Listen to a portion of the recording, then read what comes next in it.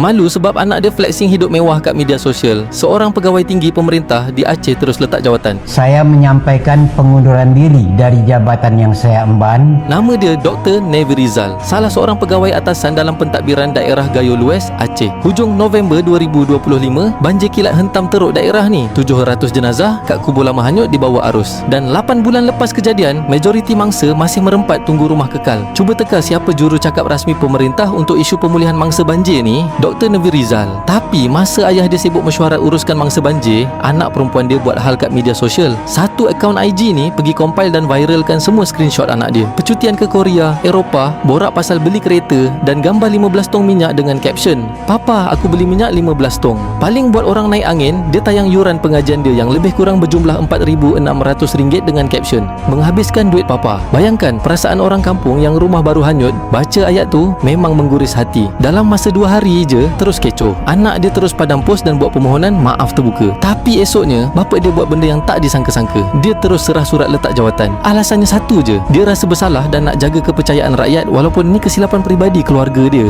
Walaupun yang jatuh kali ni bukan hukuman mahkamah, dia tetap kehilangan reputasi dan maruah kerana nilai setitik rosak susu sebelanga. Tapi aku tetap respect kat bapa dia. Dia tak salahkan anak dan tak guna alasan ini hal peribadi. Dia terus angkat tangan dan ambil tanggungjawab. So persoalannya, kalau benda ni jadi kat Malaysia, korang rasa ada tak pemimpin kita sanggup letak jawatan sebab anak flexing harta kekayaan? Cuba komen.